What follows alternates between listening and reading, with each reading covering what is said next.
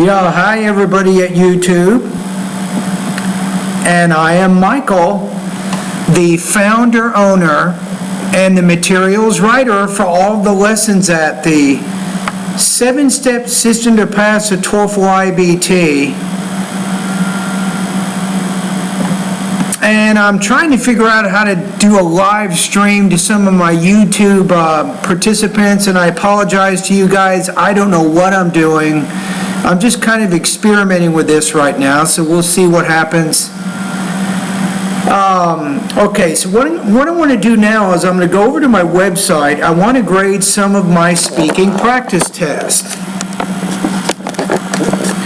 Okay, so that's what I want to do right now. If anybody starts watching, if you have any questions after I do a practice test, you can certainly ask me some of those things. All right? Okay, so first of all, I'm going to go to my email. And I have students who send me practice tests almost every day.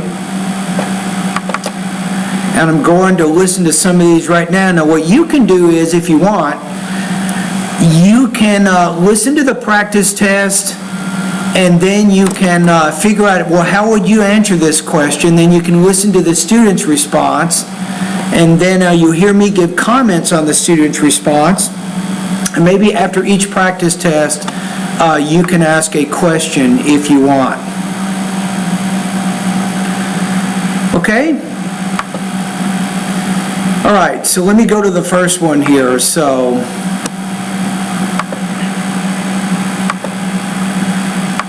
okay, this is from my first student here. This is Mizuho.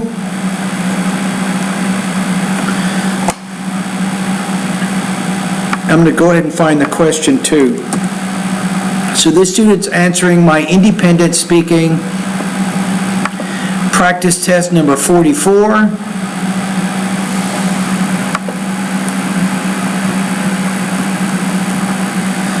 Let's take a look at what this one is. So it says, what would your dream house look like? Use specific examples and details to support your explanation. So I'm going to go ahead and start another recording talking to this student while I'm live streaming at YouTube.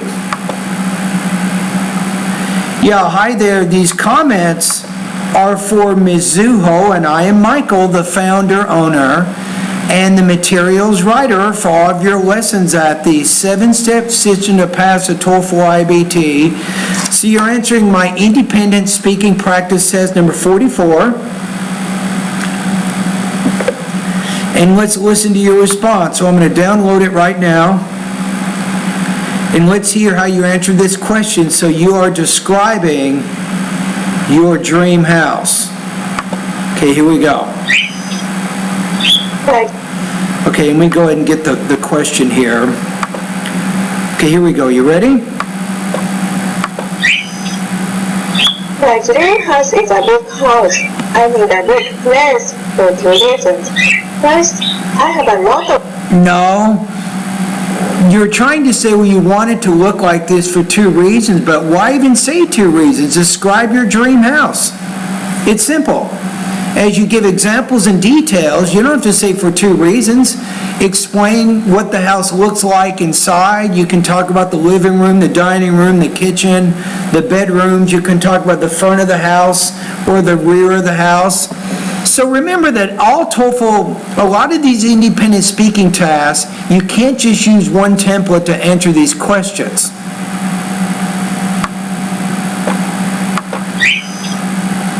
My dream house is a big house. I need a big place for 2 reasons. First, I have a lot of stuff I want to keep. For example, I have a lot of stuffed animals, which I liked when I was a child. I have a lot of presents and letters my friend gave me. Even though I don't need most of them right now, I cannot throw them away because there are a lot of memories in them. But right now I live in a small apartment, so I cannot keep them all, and I feel bad. Second reason is I like to throw parties. The second reason about what? I mean, why are we giving reasons here? It's not why do you want this to be your dream house. The question is, what would your dream house look like? So you might say, well, first of all, in my dream house, I want 4 bedrooms. I want to make sure I have a living room, a dining room, and also I want a big garage, maybe a 3 or 4 car garage, so I can put all of my belongings in that area. You can talk about your backyard, front yard, all of those things. I need a big space. For example, I sometimes invite a lot of people and there is no place to sit and they look uncomfortable, so that's why I want to have a big house. All right, so you're not really answering the question, I think, in the way that it needs to be answered. So let me look at the rubrics here. I'm going to give you a score. Okay, give me a quick second.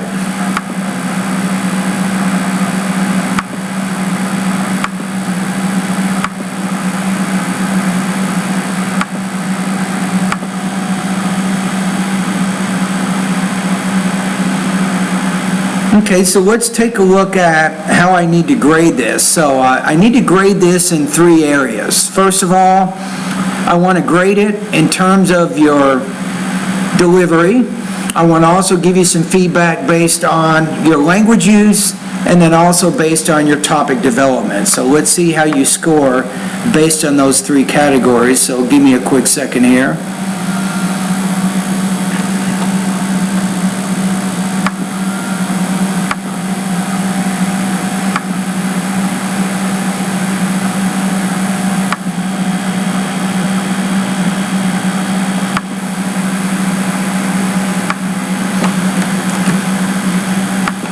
I think I have it right.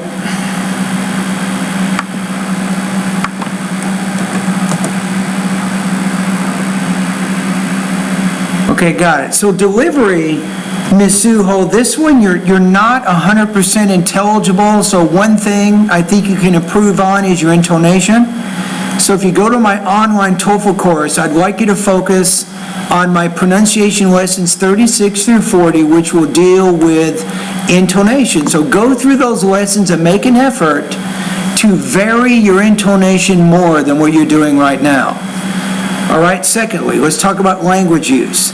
Overall, I didn't notice any specific errors with your vocabulary or your grammar. However, your vocabulary is a little bit basic, so you need to be more precise in how you're explaining your ideas. So I think that's also important. If you go to my vocabulary lesson 3, that is a good start to help you boost or help you learn more vocabulary, so you can check that out. Topic development, this is the one that I think you can work on also.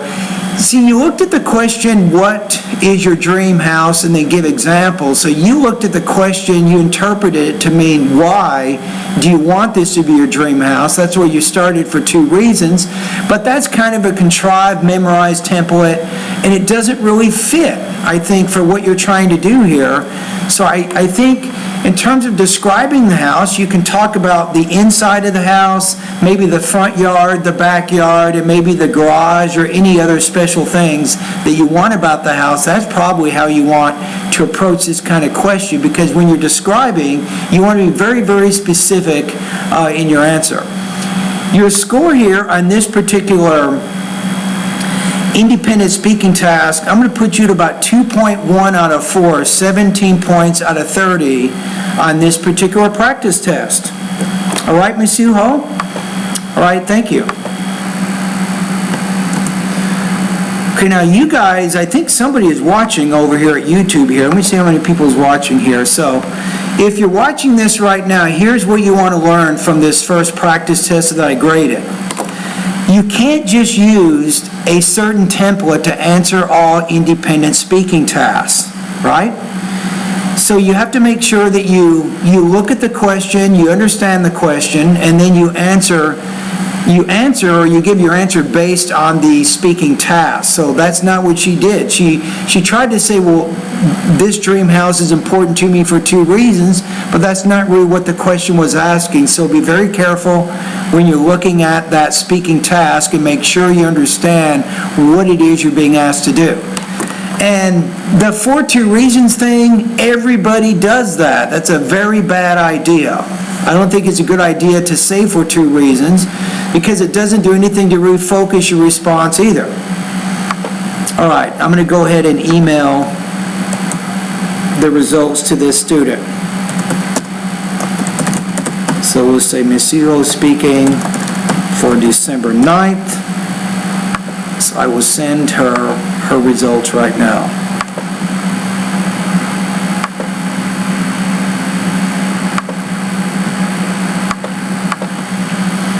Okay, let's see.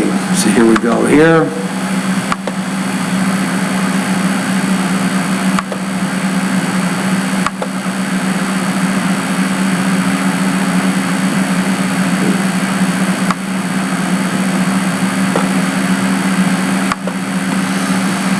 I'm going to send her results. Then we'll go to the next one. I think I have about 8. I have 8 practice tests I need to grade right now. It's hard work. And students have to work very hard. And most of my students that are very serious, they will practice. They will send me anywhere from 5 to 7 speaking practice tests every week. No kidding. So we send this message here.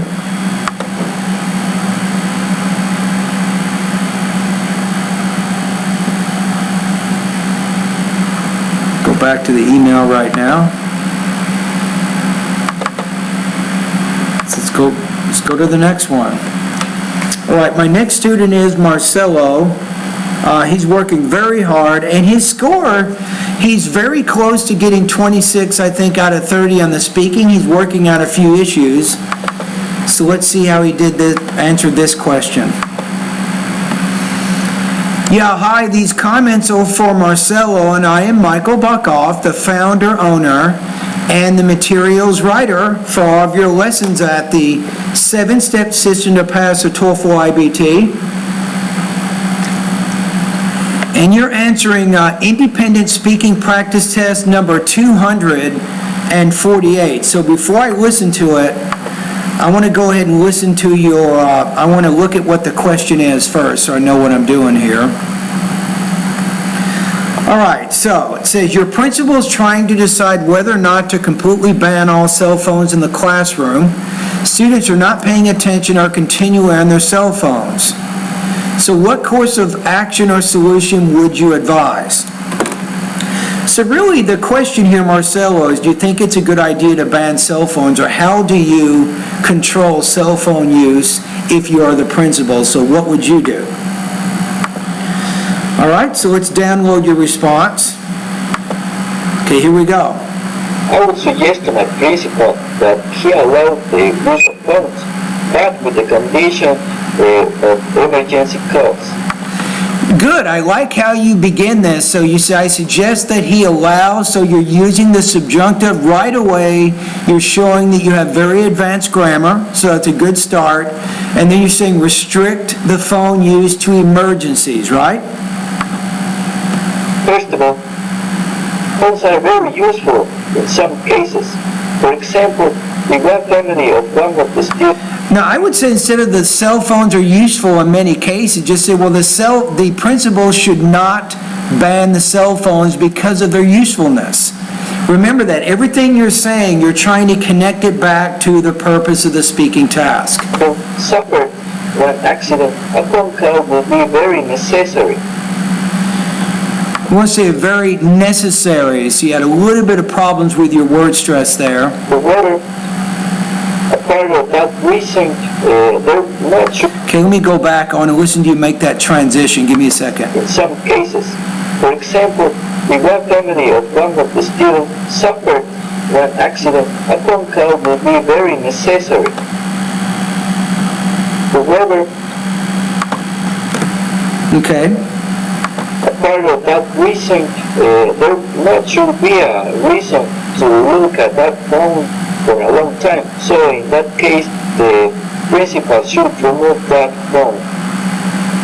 A little bit of trouble there, so you might want to, you're having some trouble with your grammar in terms of fully explaining the idea, but you might say something like, if the principal or the teachers notice that students are using cell phones in non-emergency situations, then they should control the use of these phones more. So you have to say something like that, and that helps connect what you're saying back to the purpose of your speaking. That's why I will give him those suggestions. All right, let me listen to it one more time now so I can give you another score here. I can accurately evaluate what you're trying to say. Okay, here we go one more time. I would suggest to my principal that he allow the use of phones, but with the condition of emergency calls. First of all, phones are very useful in some cases. For example, if one family of one of the students suffered one accident, a phone call will be very necessary. However, apart of that reason, there not should be a reason to look at that phone for a long time. So in that case, the principal should remove that phone. Well, that's why I will give him those suggestions. Okay, all right, I got it. I can give you a score now. So delivery, you had some pauses and some hesitations in there, and I had to listen to certain parts of your response more than one time. So again, I think you need to keep working on your intonation. You want to try to vary your tone more than you're doing. I know this is something that you've been working on, and keep working on that. That's very, very important. Language use, you had some problems with either your grammar and your vocabulary, and you didn't really fully express what you're trying to say. And with your topic development, sometimes what you're saying doesn't directly connect back, I think, to the purpose of the speaking, right? So I'm going to put you here at about 2.6 out of 4, 20 points out of 30 on this particular practice test. All right?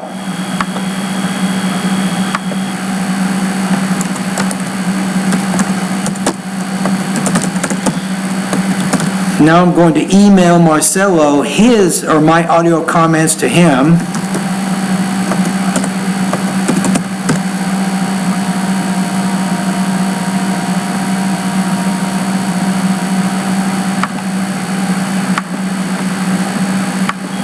Okay, here we go. Go back. Send him a quick message.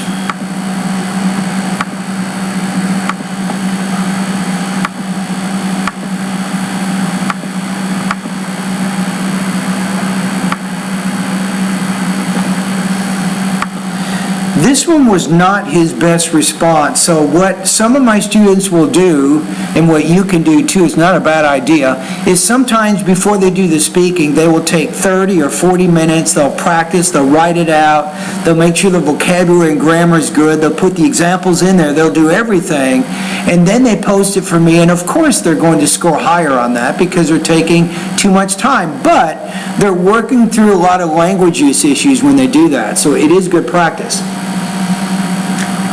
But in other cases, like what you saw here, he probably only took about 15 or 20 seconds, so he did it spontaneously without a lot of preparation, and he kind of stumbled a little bit. Okay, let me email this to him. I'm going to email him his results. All right, so let's go back here.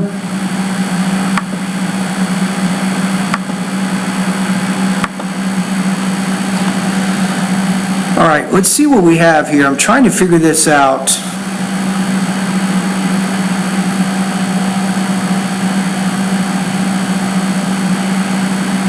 Can we go to the next one here?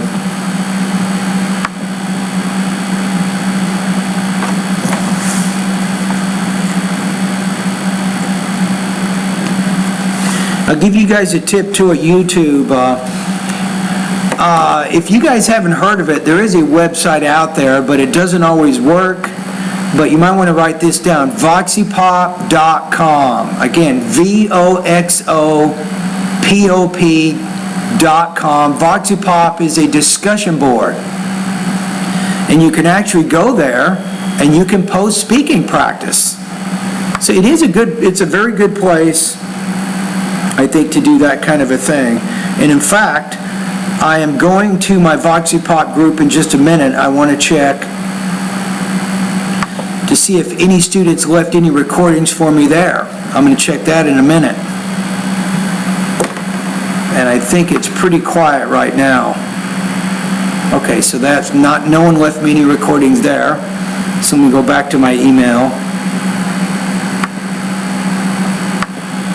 Okay, here we go.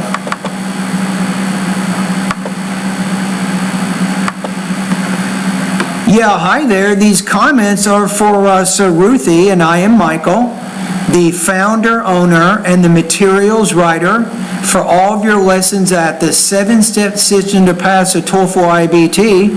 So how are you doing today?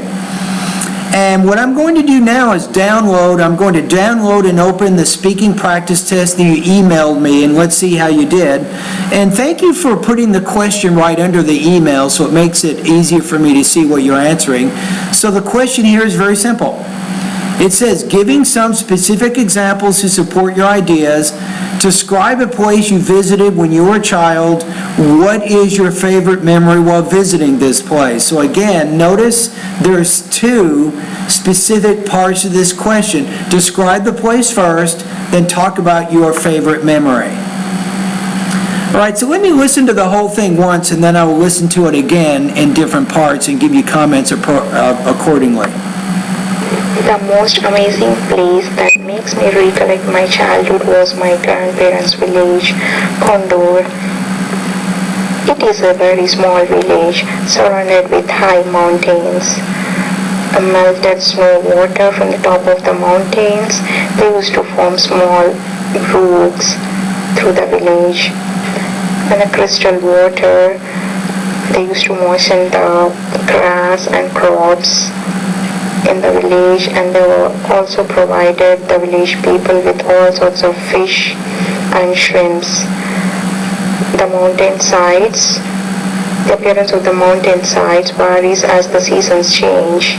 The pictures of the place and the life there will always live in my mind. Okay, so I just listened to the whole thing, so here are my first impressions. My first impression is this: you did a brilliant job describing the place. You did try as best you could to give a description of the place that you visited. Now, what is your favorite memory while visiting the place? It's that part of the question you didn't really develop that much. So you want to make sure when you have a two-part question, you want to take about half of your time answering the first part of the question, and then take half of your time answering the second part of the question. You see what I'm saying? All right, let's go back and let me listen to it in parts.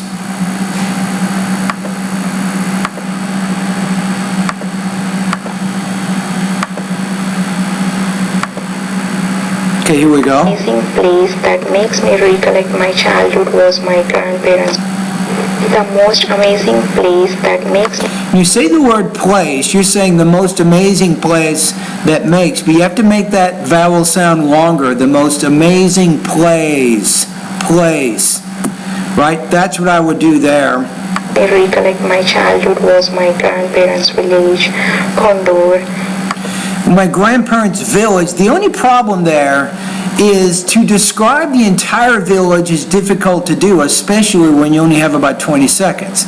Now, if you talk about your grandparents' house, you could probably give some specific description of the house, but maybe not the entire village. So what am I trying to tell you here? I'm trying to say that it's important that you limit your focus on these kinds of speaking tasks. That way you can get very, very specific details in your answer.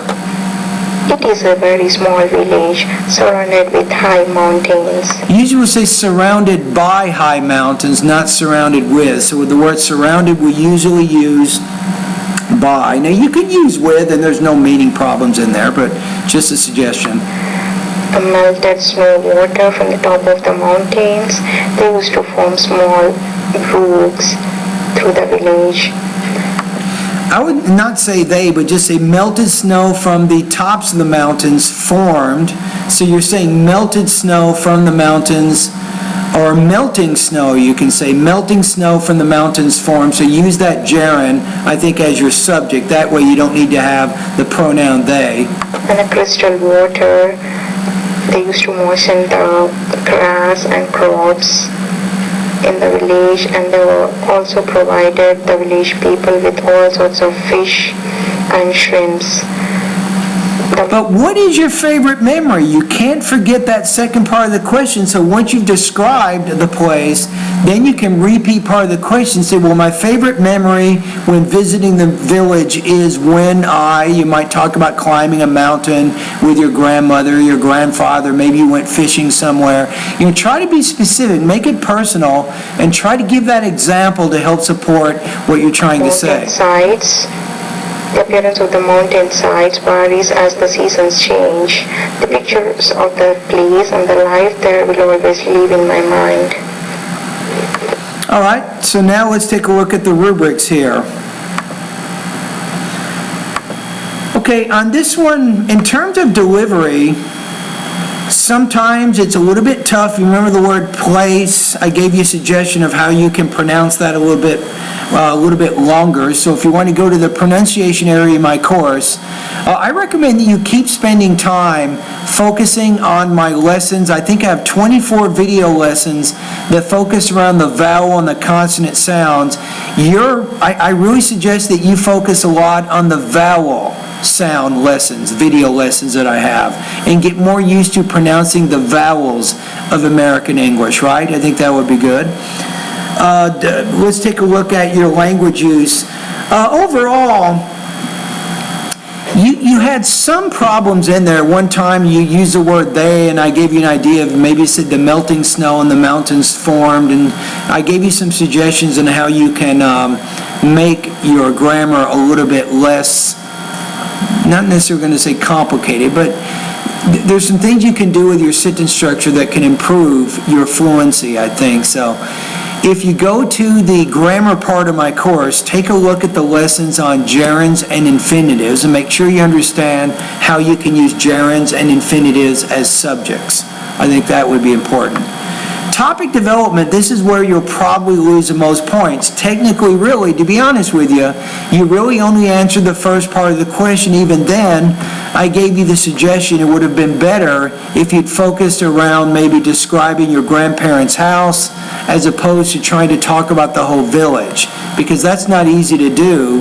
So the more focused you are, the more specific you will be able to be during this. And you didn't really answer the second part of the question, which is what is your favorite memory while visiting this place? So you had some topic development issues there. So you're speaking on this one, I'm going to put you at about 1.8 out of 4 or 14 points out of 30 on this particular practice test. So I think it would be tough even to get a 2 on this one based on how you answered that question. All right?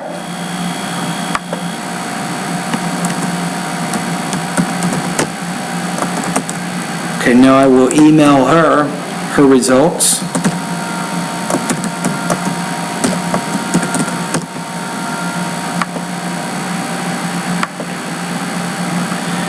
And that goes back to what I was saying a minute ago to my YouTubers out there watching right now.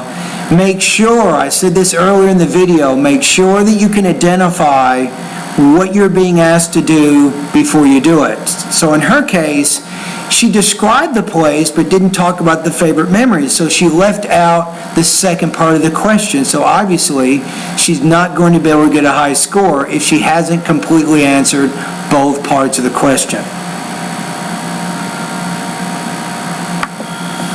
Okay, I'm going to email this.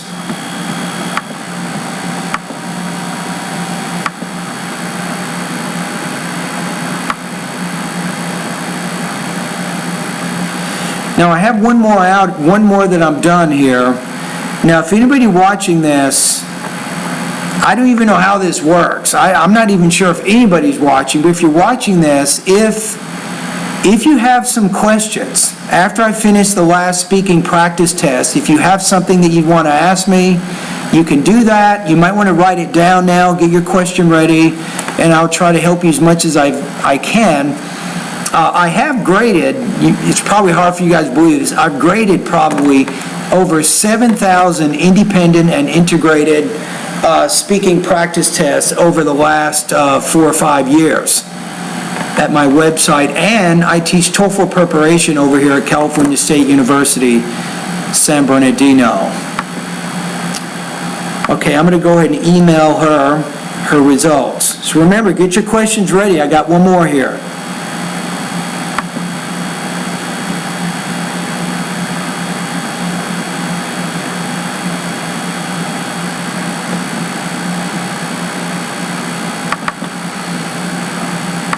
Here we got one more, Raphael.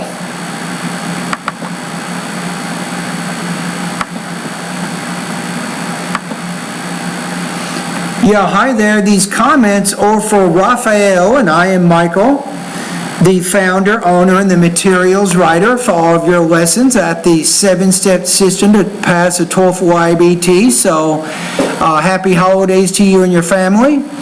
And it looks like you're answering independent speaking practice test number 285. So here's a question. Describe your ideal family. Use specific examples and details in your response. So you're just going to talk to me about what your ideal family is. And I'm going to go ahead and listen to your response right now. Here we go. An ideal family could be described as a family whose main characteristic is the unity, and also a family which are composed by 4 members.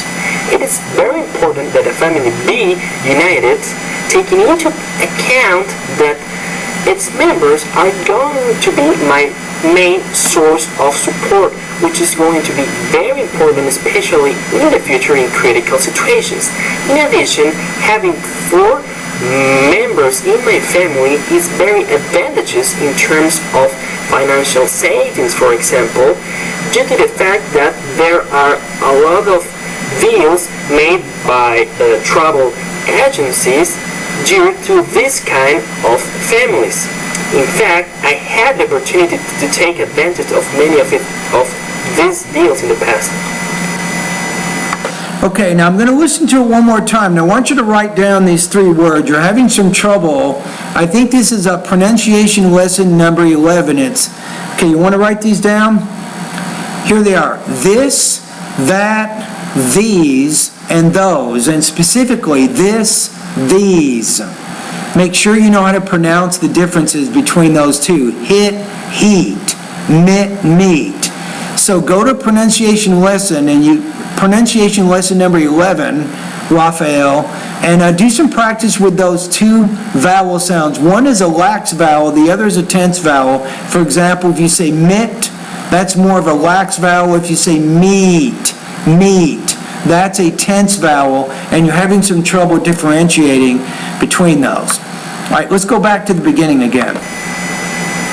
An ideal family could be described as a family whose main characteristic is the unity, and also... Okay, whose main characters? Interesting. Wow.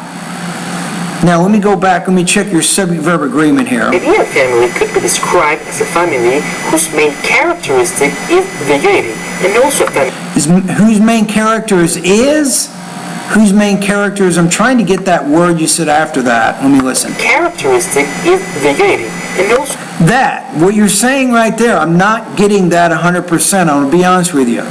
So I'm having a little bit of trouble with your intelligibility there, but I like how you start off with a very good tone, you put a lot of emotion in there, so you're starting off okay, but you have that intelligibility problem with that one word. A family which are composed by 4 members.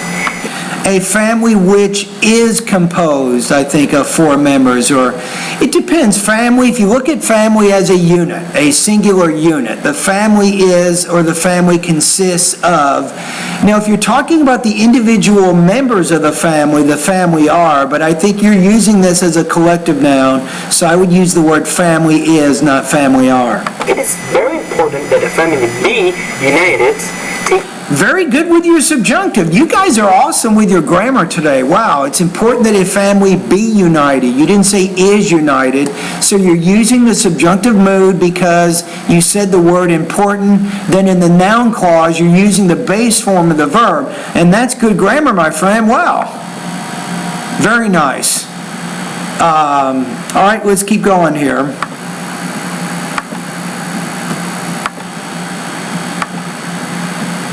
To need to account that its members are going to be my main source of support, which is going to be very important, especially in the future in critical situations.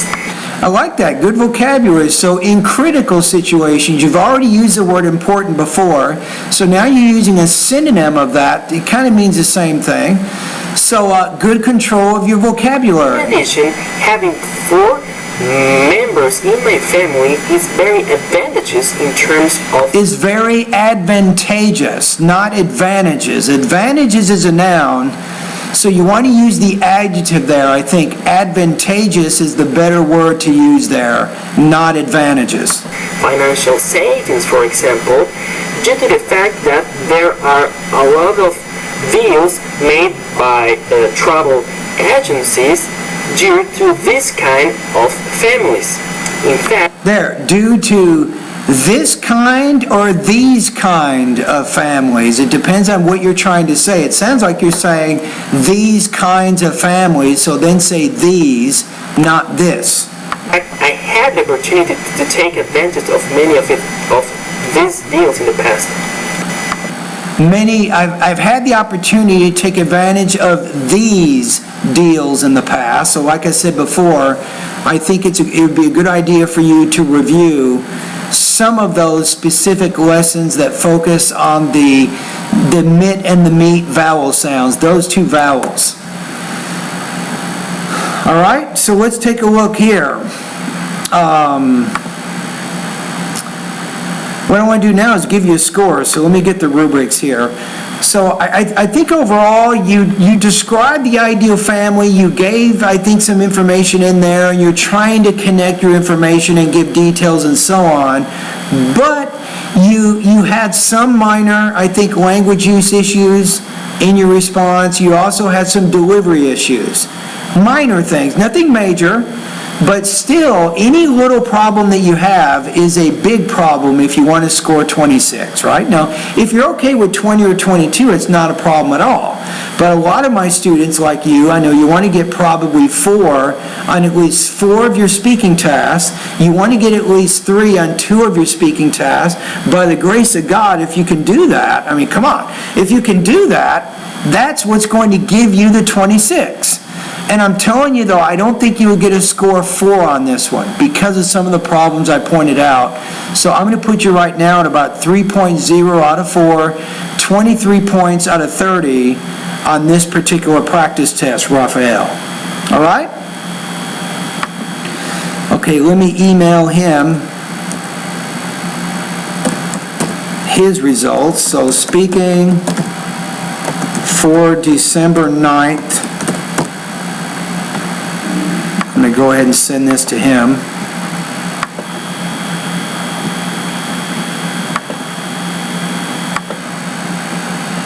Okay, let's go back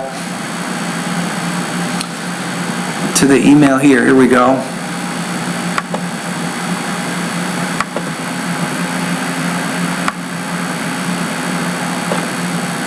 Yeah, my students, if you guys at YouTube are watching right now, my students really have 2 ways of sending speaking. And remember that my online course, I allow my students to send up to 1 speaking practice test daily.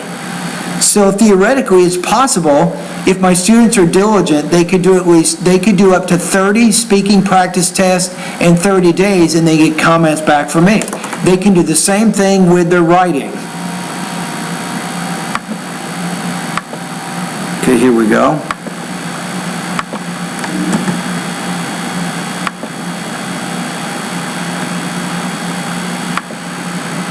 Okay, I think I'm just about done here. I'm almost done. And I will answer any questions that any of you guys have here in just a minute.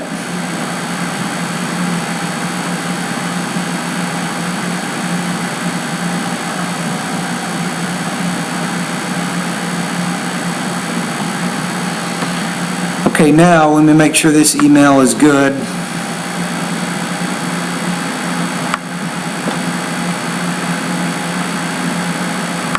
Okay, I just sent this one.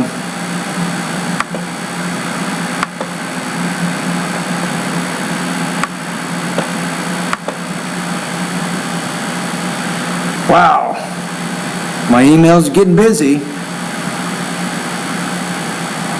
I got one more here. I thought I was done.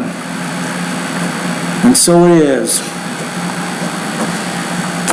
College, so let's see what he's doing. So he's doing integrated speaking practice test number 4. Yeah, hi there. These comments are for Khaled, and I am Michael, the founder, owner, and the materials writer for all of your lessons at the 7-step system to pass a TOEFL iBT. And how are you doing today? And you just completed my integrated speaking practice test number 4. So reading, listening, speaking, and it's more casual type information. Let's hear how you answered this question. The math student talks about why it is important for a student to go to school, and he mentions 2 reasons to explain his idea. Your tone is incredible. Absolutely, I love your tone. I don't know how you did it, but this is exactly the kind of tone that you need to score very high on the delivery. Now be careful, Khaled, of those hesitations and those pauses in there, but I definitely like your tone. The first reason was some student decided to go to school just to get knowledge. For example, a student who decided to study geography might get a good information about the importance of environmental protection, for example. Now, let me help you out a little bit. You're using present perfect, you're using past or whatever, but when you're summarizing other people's ideas, you can say, well, if a student decides to study geography according to the reading passage or according to the speaker, blah, blah, blah. So you can actually use, Khaled, the simple present tense to explain other people's information. That's an acceptable verb tense to use in these kinds of situations. The second reason, some students decided to go to school because they want to have a good profession that gives them a good salary. For example, he mentions his friend who decided to... How about the speaker? The speaker gives the example of a friend, but I like how you're saying he mentions, he discusses. Another point made is, it's good that you do that. You're framing the information from the third person point of view, so we know that you're actually summarizing somebody else's ideas, so we can see how all the ideas are connected. So that's a good strategy that you're doing there. Study small business administration so he can run his father's company after graduation. All right, let me listen to it one time all the way through again, and then I'll give you a score. The math student talks about why it is important for a student to go to school, and he mentions 2 reasons to explain his idea. The first reason was some student decided to go to... Now, if this is integrated speaking 4, it seems to me that you have a reading passage and you have a speaker, right? A conversation, whatever. So you want to make sure that you mention the reading passage and the speaker. School just to get knowledge. For example, a student who decided to study geography might get a good information about the importance of environmental protection, for example.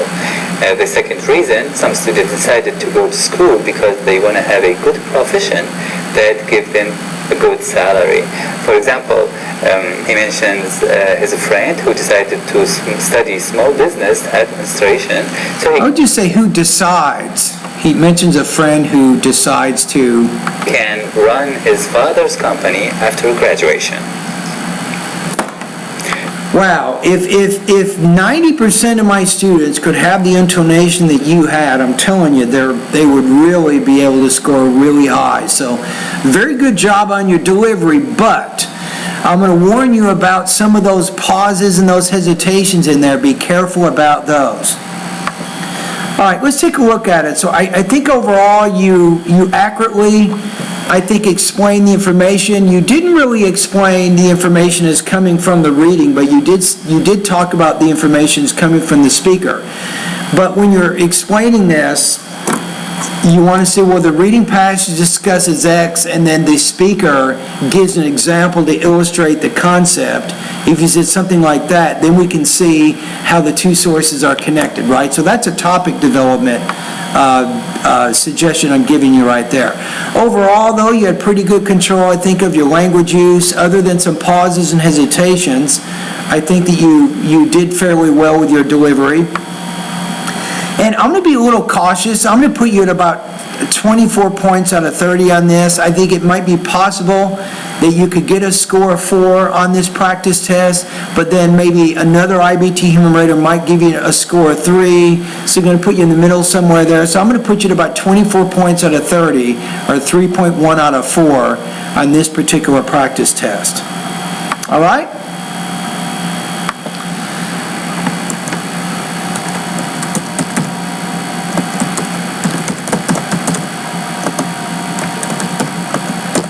Okay, now I'm going to email this to him, and I think I should be done here.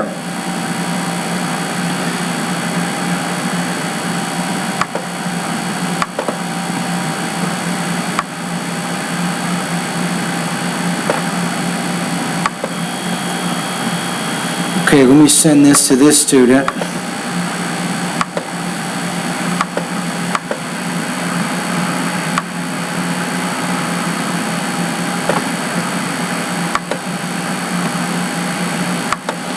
There it is.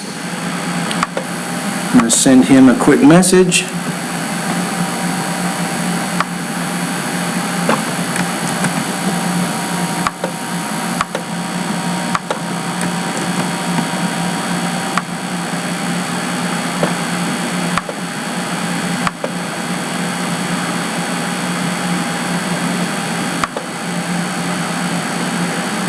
Okay, I think I'm just about done for the day here. Does anybody have any questions? How do you even ask me a question? I don't even know how this works. Does anybody even see me? I don't see anybody. It says that 5 people are watching, but I cannot tell if anyone is watching at all. Who knows? All right, give me a quick second. I want to make sure my email is sent here. So I think I finished. Okay, my speaking folder is empty. I've cleared that out. Okay, let me see. Writing. I have a writing practice test from, I'm going to have my TA grade that one. I'll send it to him. I'll tell you a quick story. This is incredible. One of my students, it was about, I don't know how long it was. It was approximately about 2 years ago. I had this student, when I met him, his writing scores are on 21 points out of 30, right? So in 2.5 months, he improved his score 8 points, and he got 29 when he took it, and he improved his overall TOEFL score from 82 to 105. I'm not kidding you, it's crazy. Now, what did he do exactly? He completed a lot of writing practice tests. He made me so busy. I'm like, man, this guy is getting a good deal. He completed 35 practice tests over 2 months. He would send them to me.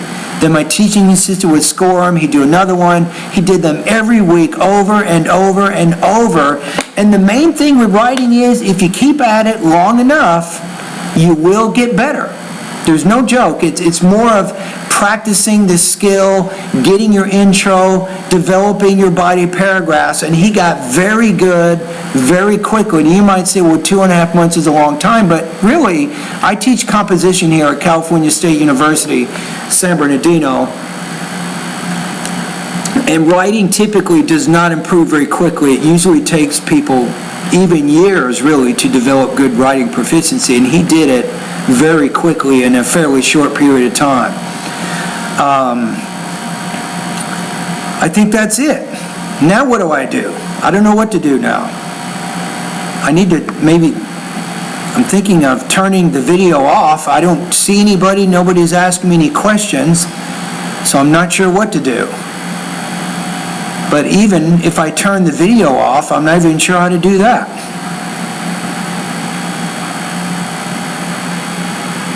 Anyway, if anybody else has any other questions, if you have a specific situation that you need some advice on, I get questions every day from students all over the world. For example, if your TOEFL score right now is about 80 or 81 and you're trying to get over 100 and you want to know how to do that, those are the kinds of questions I like to answer, and I will give you some good feedback on that. So you can go over to my website at onlinetoeflcourse.com. Okay, let me try one more thing here. Okay, so everything is good. And I'm trying to figure out how to turn this thing off. I'm not even sure how to do it.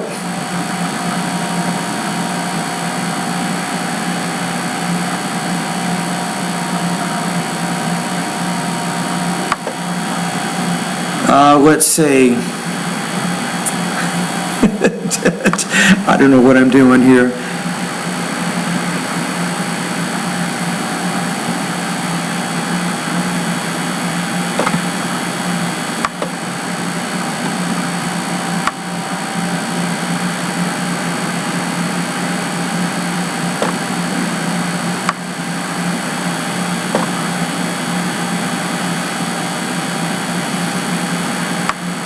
All right.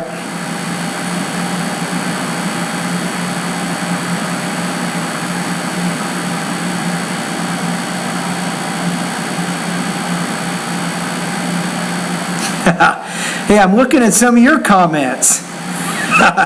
Okay, wait a minute here. Hey, I might be able to do something here. I don't know how this thing works, but I just looked below here, and I'm seeing some questions, and actually I gotta leave here in about 10 minutes, but somebody said, hi from Chile. Hassan, how's it going, buddy? You say turn off the birds, please. I couldn't do that because remember that I was downloading audio files, and the student who did the practice test, the birds were in the background. So there's nothing I can do there. Somebody says here, how to speak faster without pauses. A Rukan, I won't say your last name, I'll keep privacy purposes. I can answer that, believe it or not. I can actually answer that question. In order to speak faster without pauses, number one, you need pauses. And what you want to do is, it's not pausing at all, but it's not pausing too often. You want to make sure you're pausing after 4 or 5 stress words. There. Hey, you just put a smiley face there. This is weird. This is now I feel like I'm talking to somebody. Okay, you're listening to me. Okay, so what you have to do is, we have what's called nouns, adjectives, adverbs, and verbs. And when you're speaking English and when you're doing TOEFL, you want to pause after 4 or 5 of these stressed syllables. You'll have a short pause, then you have another 4 or 5 syllables, followed by another pause, and on and on and on it goes. You see what I'm saying? So, of course, if I'm giving you an example of how to do it, let me give you 2 examples here. So,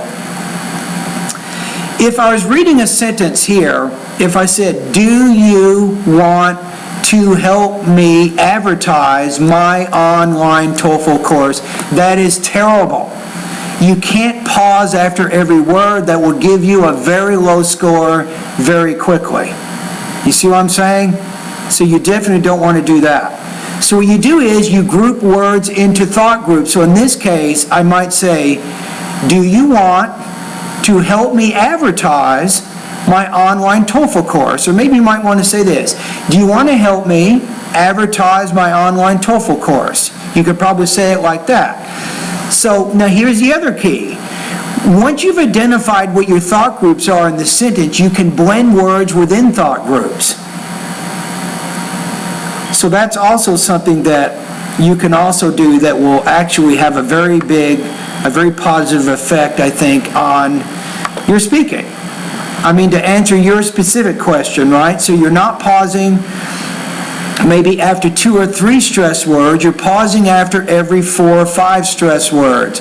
Remember, don't count function words, words like determiners, prepositions, and so on. You don't count these as stress words.